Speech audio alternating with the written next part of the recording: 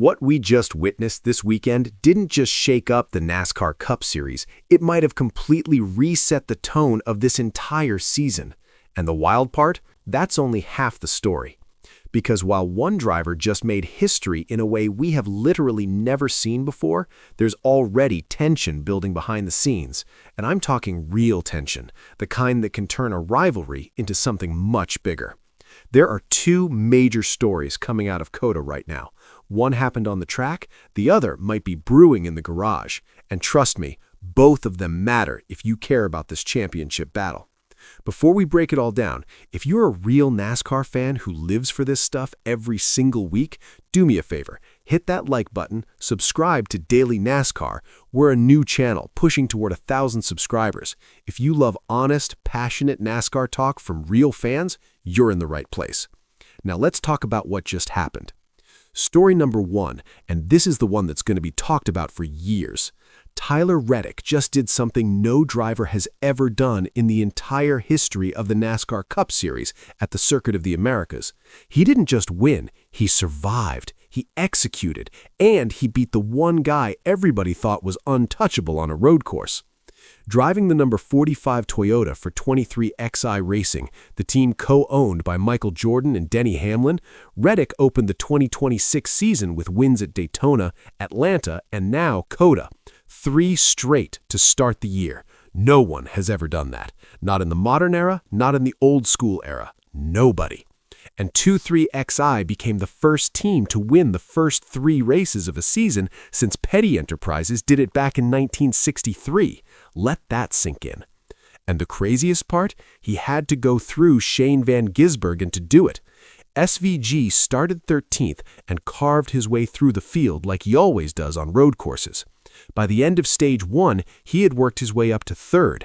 He and Ross Chastain had short-pitted, giving up stage points for track position.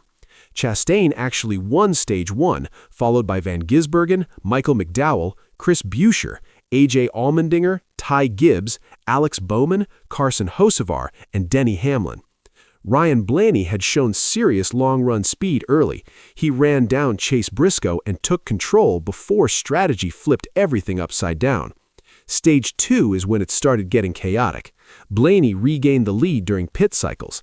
Van Gisbergen restarted 15th with fresher tires. Connor Zilisch spun in Turn 1 after contact from Daniel Suarez. Noah Gragson spun between Turns 6A and 6B.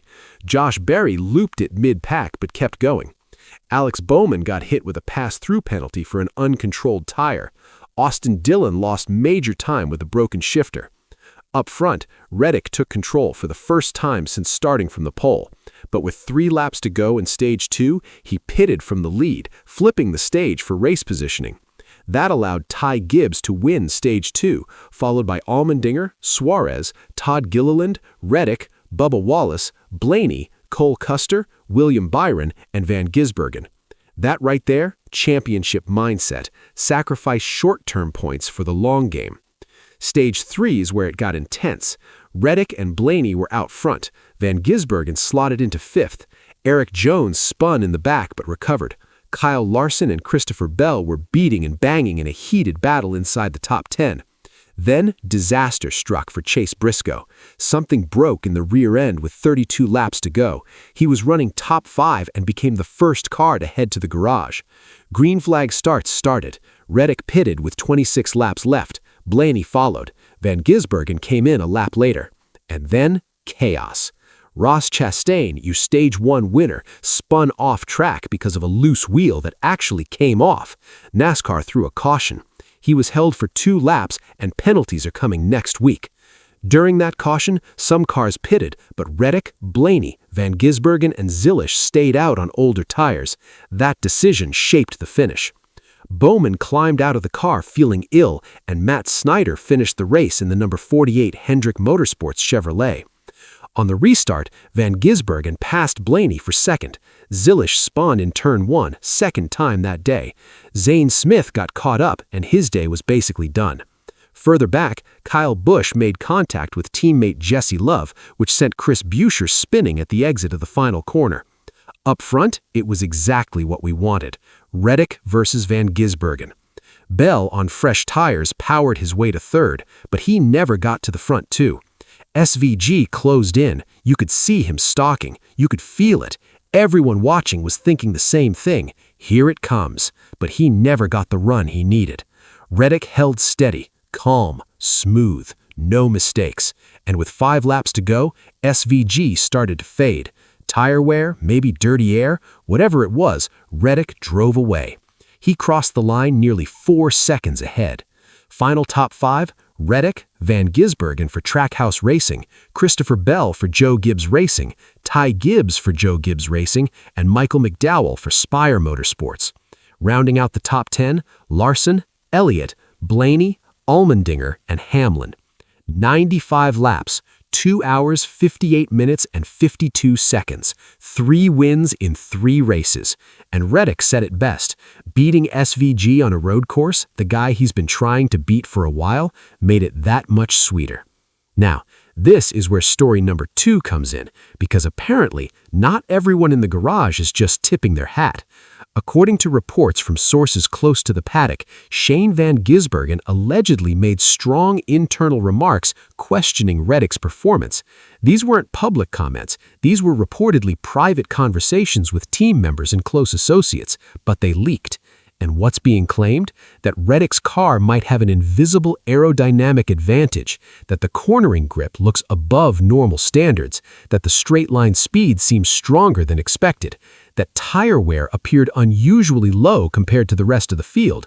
There were even references to subtle aerodynamic tweaks that are difficult to detect, possibly strategically positioned ballast to improve weight distribution and superior stability on corner exit. Now, let me be very clear. There is zero official confirmation of anything irregular. NASCAR has not announced an investigation. 23XI Racing has not released a statement. Nothing formal has happened. These were reportedly private remarks. But the mood in the garage? Insiders are saying it's tense. And think about it. 3 straight wins, a dominant performance at COTA where many expected SVG to control the day, a comfortable margin under pressure. When someone wins like that, people start looking. Is this frustration from a competitor who just got beat straight up, or is there genuine concern brewing? As a fan, I'll say this. When you're making history, people are gonna question you, especially in the next-gen era where everything is supposed to be so tightly regulated. But unless NASCAR finds something, right now this is just talk. What it does do, though, is crank this rivalry up to another level. Reddick versus Van Gisbergen is no longer just about road courses. It's about pride. It's about legitimacy. It's about dominance. And from a championship standpoint, Reddick is sitting on top of the standings looking unstoppable. 3 playoff spots basically punched already. Massive momentum, confidence through the roof. If this stays clean, we could be watching one of the greatest season starts in modern NASCAR history. If it turns controversial, this could explode into the biggest technical storyline of the year. Either way, the early 2026 season just became must-watch every single week. And as fans, this is why we love it. The racing, the strategy, the drama, the rivalries. So, what do you think? Is this just competitive frustration talking, or is there genuine concern brewing? Drop your thoughts in the comments. Let's talk about it. And if you love passionate NASCAR coverage like this, make sure you like the video and subscribe to Daily NASCAR.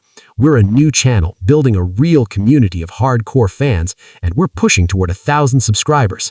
If you're the kind of fan who watches every lap, argues about strategy, and cares about this sport the way we do, you belong here. I'll see you in the next one.